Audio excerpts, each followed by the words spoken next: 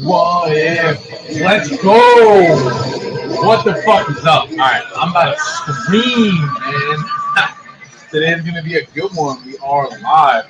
We are live. Facebook, LinkedIn, YouTube, Instagram, TikTok. What is the fucking deal? Let's go. Let's get it. We're gonna get this popping here in a second. What is going on, man? What is that? Let's get it. What is popping? We had a day today, man. What is good? As you guys are pulling up, let me know how your day is going in the comments. We're gonna get this rocked and rolling here in a second. What's good, Zach? Cam, what's up? How we doing? Let's go. How's the day going? Let me know in the comments. I'm gonna give people a second, and we're gonna get this rolling. I'm about to scream my freaking head off in a good way. I have a some very valuable insight here today that I wanted to share with you guys, and I'm really fucking excited. So, with that being said, let's hop into it. Let's hop into it because the vibes are high, man. The vibes are high. We're feeling good. Let's get it popping in 3, 2, 1. What is going on, squad? Welcome back to another episode of the Shift Your Mind, Change Your Life podcast. This is your favorite coach, Coach Al. Let's get it. In today's episode, going to be talking about why would it be easy? Why would it be easy? So let's break that down here for a second. Like, no matter what it is that you want to make the example of, whether it be fitness, nutrition, mindset, work, relationships, whatever it is, let's ask the question of why would it be easy? Like, break that down. When we think about achieving massive success in any area of life, why would it be easy? But we want it to be. Let me know if you resonate with this in the comments. Like, that's something that I felt with for a majority of my life. But the thing to understand is, like, what do you expect? Do you expect great results to be a walk in the park? Like, when you logically think about it, it doesn't make any sense. But yet all of us operate from that frequency so often. I was thinking about this the other day. I was like, man, I'm guilty of that too. I'm guilty of that too. And I used to do that in high school. Pretty much my whole life, I would do just enough to pass the test. I would do just enough to graduate college, just enough at my job, just to get by, right? Just to get by. I would always look for the shortcut in conditioning in sports or trying to cheat on the test. I'll be fully transparent. I would cheat on all the tests in high school, even in college. I'll fucking admit that. Why? Because I know that I've changed, and that's why I'm saying that with conviction. The reason that I'm bringing this up, this topic, and why I feel like it's important, because I think there's a lot of people who play small. There's a lot of individuals who are frustrated with the results that they have from the work that they didn't do. And the reason I am talking about this with conviction is because I used to do the same fucking shit over and over again. I would do just enough work to get by, but not enough to actually get the result. And I didn't change until I got like really fed up with my shit. Like, I think that's what it takes. And I've had conversations with some of my clients about that too. It's like, you don't really change until you get so fed up with your own shit. Let me know if you guys resonate with that in the comments. If you are listening to this on the audio only replay, I want you to nod your head and really listen to what I'm saying right now. Because until you actually get sick of your own shit, I think you will tolerate those bad habits, let's say, right? Like, think about that for a second. Until you really get fed up with the way that you look and feel, you'll probably just keep doing your shit, right? And if you're happy, then click out of this. That's fine. That's cool. I'm speaking to the people who know they're capable of more, but yet choose every day to play small. Like, and personally for me, I feel like that's a waste of your existence that you're so blessed to have, right? So it's like, all I'm trying to do as a coach with this episode is push people to live in their true potential, because I know that you're capable of more. Most likely, majority of us are playing small, myself included. There's levels that I could get to. I'm not at my true potential yet. I will get there over time, and that's the thing, is it's an ever evolving process, you know. And for me personally, I got to the point where I fucking hated who I was so much. I was like, I can't live like this anymore. I don't want to live like this anymore. I refuse to continue operating on this frequency, and I'm no longer willing to keep living this way, right? And that's kind of the same thing. I wouldn't say kind of, it is the same thing that I focus on with my clients, is like doing the hard things because you can and because you should. because you know in your heart that that's probably the right thing to do. And it feels really good, like physically, mentally, emotionally, to push yourself.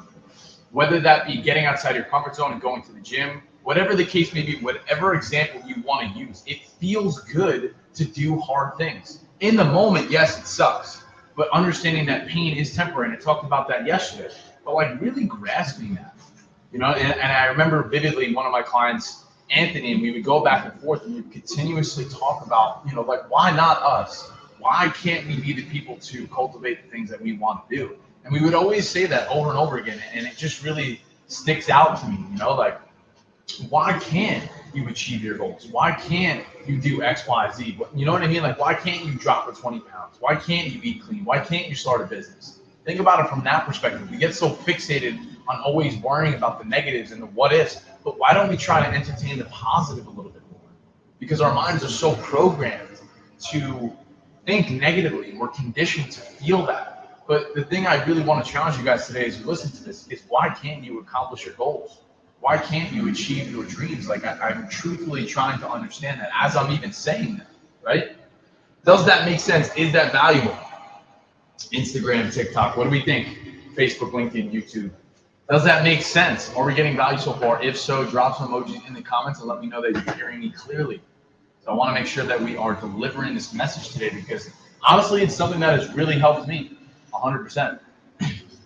So here's the thing, like, if you want to live a mediocre life, then go ahead. But the thing is that when we get older, if we're able to get to that point, all I'm trying to do is make sure that I don't live with regret.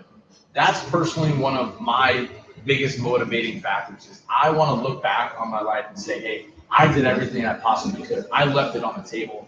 There was nothing I could have changed. Like, obviously, there's parts of life that we all regret. We're human beings. We make mistakes. I understand that. I'm in the same boat, right? But all I'm trying to do going forward is make sure that I do the best that I possibly can to not experience that again. And what I'm trying to do as a coach, as a trainer, is continuously highlight that every single day and give you guys that support, give you that guidance, maybe that little push that you need to get back on track. Sometimes that's all it takes, right? And that's the thing, it's like, if you really want to accomplish those things, oftentimes it's just your own mindset and limiting beliefs that hold you back. And taking a minute just to recognize that and becoming self-aware, boom, it clicks. Like, why would it be easy? Like, let's talk about that. What do you expect? If it was easy, then everybody would fucking do it, right? If it was easy, everyone would be shredded to the bone. But it's not, it's challenging.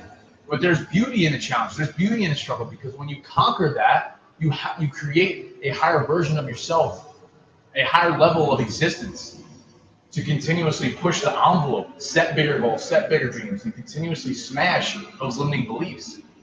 And what I'm trying to do is really encourage people to do that, right? Like, you need to take risks. You need to be brave. You have to be willing to fall on your face and get criticized and then get back up. Like, when I first started doing these live streams and this podcast, I had no idea what I was doing. No idea what I was doing. But I was willing to put myself out there. I was willing to make mistakes. And that's the thing, is that it's scary. It's frustrating. You know, we all want to succeed and do all kinds of amazing things in our life, but it takes embracing the suck at first, and it takes making those mistakes and continuously pushing through that to get the things that you want. We need to understand that. It's like, you have to keep getting up. You have to be brave enough. Like, that's just part of it. The part of the journey is being criticized. Part of the journey is making mistakes and putting yourself out there. You know, like, I'm continuously trying to be that example, right? And the last point that I really wanted to make here today as we wrap up this episode is to continuously remind you that you get what you give, always. You always get what you give. And what I mean by that is you attract what you put out. So if you're continuously putting out these negative vibrations and you're always looking for the reasons as to why it's not working, then of course, that's exactly what you're going to get. But if you look for solutions and you focus on being goal oriented, then I feel like you're able to really cultivate the things that you want. Instead of being so pessimistic all the time and always saying, see, I told you so, see, it's hard, I can't do this, I can't do that. If you're always operating from that frequency, continuously programming your mind to believe that story, then of course, you're probably going to get more of that. it logically makes sense. You get what you give. Why would it be easy, right? And if you continue to tolerate that, then you will get the same results over and over again. And that is the definition of insanity, is continuously doing the same things over and over again and expecting a different result. So here's what I'm challenging you to do today. In this moment, as you listen to my voice, whether you're walking, cooking, driving, sitting in your house, it doesn't matter. I want you to really listen closely as we wrap up this episode. If you're willing to tolerate that, if you're willing to tolerate the BS, then you will continue to get that. You have to literally put your foot down and say, I am sick of my own shit. Because you have to be. If you're willing to keep tolerating that, then you're willing to get the same results. You have to fucking put the work in. You have to sacrifice. You have to stay disciplined. You have to make mistakes. There's been so many people over the last couple of years that have said negative things about me, that have continuously criticized me on a day-to-day basis. But I don't allow that to get into my mind, because my vision and my goals are super fucking clear. And I know who I am, and I know where I'm trying to go. And I am trying to inspire as many people as I can to live in alignment with that. Because truthfully, we are all capable of doing more. We are all capable of doing more, and we need to put your foot down and just really try to push forward a little more. Because oftentimes, we're capable of doing a lot more. We just settle for less and we get caught in those routines. So I really do hope that this reaches just one person today. And that is my intent every single day, is just to change one person's life, because I know that over time I continuously to do that, then we're going to make the world a better place. And that's really the end goal here. So, guys, that is it. That is all. I hope you guys got some value. Peace, love, and protein, and we'll see you in the next one. Wow. Let's go. Kristen, is it better to work out when you first work out? What does that mean? Is it better to work out before you go to bed? If you maybe restructure that question, I can answer it a little bit better. But I think what you're trying to ask is, when is the best time to work out? And I will say it's something that depends on your schedule. Whenever you could really stick to it, I think is important. That's really my belief. What is sustainable? What is realistic? What can you do consistently is what matters. Like, I don't really think doing it at a certain day or time is going to have a difference on your results, right? When you first wake up. No worries, man. If you feel like that works best for you and your schedule, like, obviously it depends on your job. It depends if you commute. It depends how many hours you work, right? But if we're taking it from a logical perspective, right? What do you actually see yourself doing consistently? You know, like, what can you stick to for the next 4, 6 months, a year? Because that's what matters. And it doesn't, like, to answer the question, I think it doesn't matter what time of day you work out. It doesn't really make a difference as far as your results. Like, if you do morning and at night, like, I go back and forth with it. You know, like, for my entire prep, I was doing morning workouts because I really wanted to make sure that I did that when I was at my peak state. First thing, get it over with, get it done, set the tone for the day, right? But then after my prep, now I'm really trying to focus more on my business. So I will work on my business first thing, because I want that to get my peak attention. That's something that my coach talked about frequently too, is swallowing the frog. And basically what that means is trying to get your most important work done first thing in the day. So if you view your workout as your most important task for the day, then yes, do it at the beginning of the day. But if you choose to do it at night, it's not going to hinder your progress. It's not going to affect your results. Now, I personally like to train with food in my system. I don't like training fasted. That is just a personal preference. We can get into all the science and other stuff behind it. But again, like, let's keep it simple. What do you think is feasible for you, Kristen? Am I saying that right? But that's what I will say on that. I go back and forth. I don't really get too fixated on certain things. I don't think it needs to be a certain way. I think we get so caught up in, like, thinking it has to look a certain way. I'm, talking about our fitness journey, but it doesn't have to be a cookie cutter thing. It can evolve, it can adapt. And I think when you take that approach and you look at it from that perspective, it can actually be a very enjoyable process. And that's the goal. Because, like, me as a coach, like, I want to have my clients really enjoying the journey. I don't want them to wake up and be like, fuck, I got to do this, right? Like, oh, I got a meal prep. Like, no, I want you to wake up and be like, I get to do this. I'm enjoying this process. I love my body. I choose to exercise, right? Like, I care about my mental and physical well-being. And this is an opportunity for me to take care of myself. And that's how I view it. I used to think exercise was a chore. I used to hate it. Honestly, I was that guy who hated the fucking gym for so long, the majority of my life. But in my last few years, I've really grown to love it because I've taken a different perspective towards it. I look at it now as a blessing. I look at it now as an opportunity that I get to work on my physical and mental health every single day to improve that because the benefits are astronomical. When you look at it from a scientific perspective, there's so many benefits to it with proper nutrition, sleep, training, sunlight, and supplementation. When all those things are done properly together, you can literally become untouchable. And it's just like, it's done wonders for me just over and over again. Like, it really has.